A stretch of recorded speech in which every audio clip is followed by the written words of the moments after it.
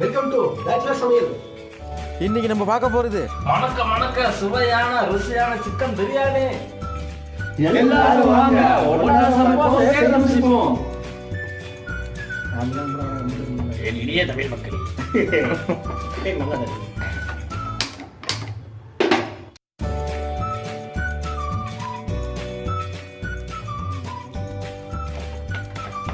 நல்லா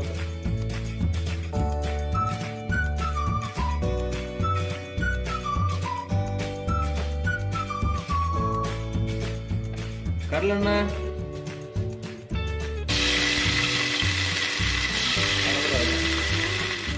chicken piece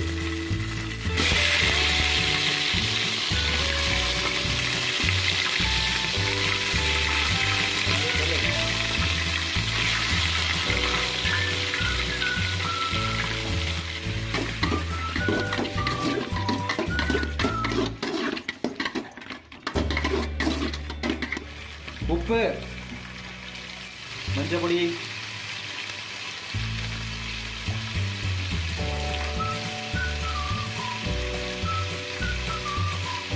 மிளகாத்தூள்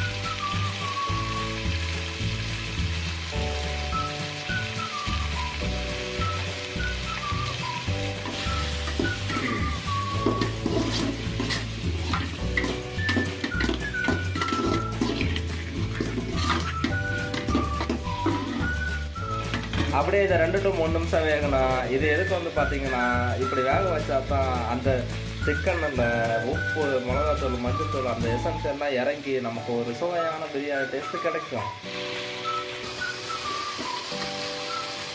chicken நல்லா வெந்துருச்சு. இதை எடுத்து தனியாக வச்சிடுறோம்.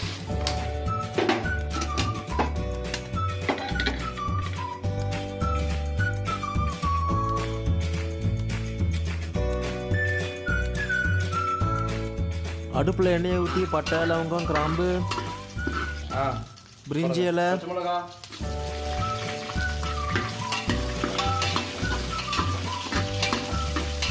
வெங்காயம் எல்லாத்தையும் போட்டு கொஞ்சம் கலர் அப்புறம் பிரகாஷ் இருப்பான் மாதிரி ஹலோ அது மறந்தோம். அடுத்து தக்காளி கல்லுப்பு இஞ்சி பூண்டு பேஸ்ட்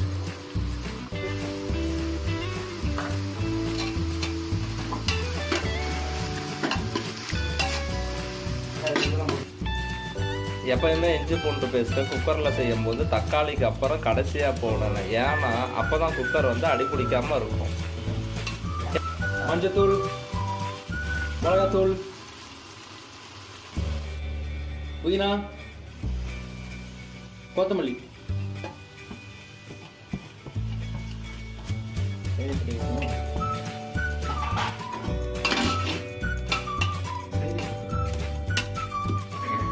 நல்லா வதங்கிருச்சு. வறுத்த சிக்கனா போட்டுடலாம்.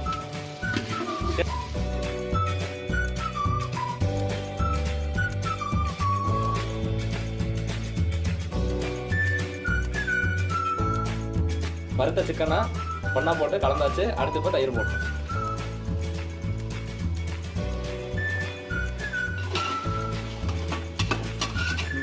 அப்படியே தயிரில் ஒரு 5 நிமிஷம் மேரினேட் பண்ணுற மாதிரி சிம்மில் வச்சு வதக்குங்க. பிரியாணி மசாலா,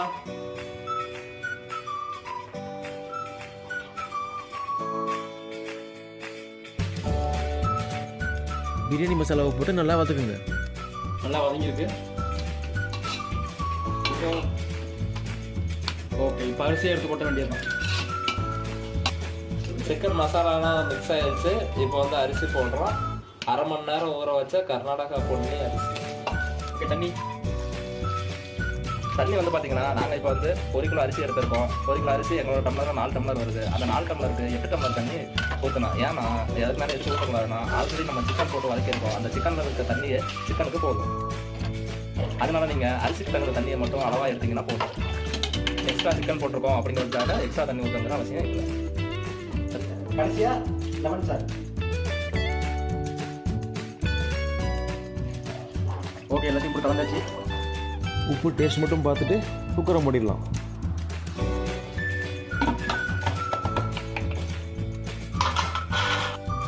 எப்போவுமே பிரியாணி குக்கரில் பண்ணும்போது ஒரு விசில் மட்டும்தான் விடணும். அதுக்கப்புறம் ஃப்ளேமை சிம்மில் வச்சு கரெக்டாக 3 நிமிஷம் வச்சு ஆஃப் பண்ணிடணும். 2 விசில் 3 விசிலாம் விட்டால் பொங்கல் மாதிரி ஆயிரும். ஏன்னா நம்ம கறியை தனியாக வதக்கி இருக்கோம், அரிசி 1/2 மணி நேரம் ஊற வச்சுருக்கோம். அதனால் ஒரு விசில் போதும்.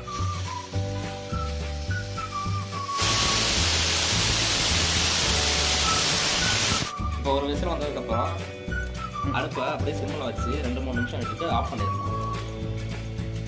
அப்போ தான் குக்கரில் பிரியாணி குழையாமல் 2 நிமிஷம் ஆகிடுச்சு. அடுப்பு ஆஃப் பண்ணி குக்கர் தனியாக எடுத்து வச்சிடலாம். ஒரு 1/2 மணி நேரம் விசில் ஃபுல்லாக அடுப்பு வரைக்கும் தனியாக வச்சிடலாம். ஓகே, விசில் நல்லா அடங்கிருச்சு. தொடர்ந்து நெய் போட்டு கலர வேண்டியதுதான்.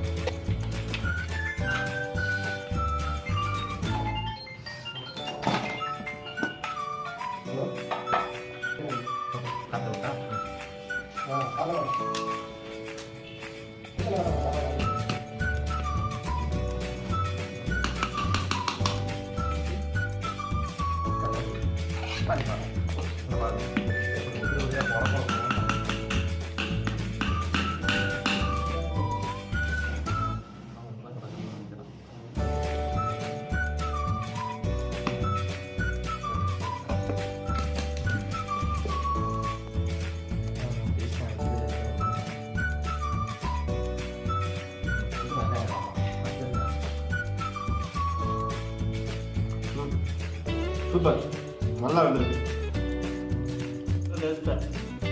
வேற லெவலில்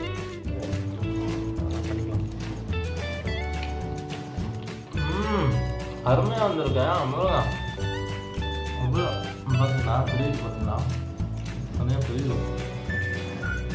நல்ல டேஸ்ட்டு, வேற லெவலு. கலக்கிட்டீங்க போக அப்படியே இந்த ஒரு பீஸ் எடுத்து வச்சு அப்படி எடுத்து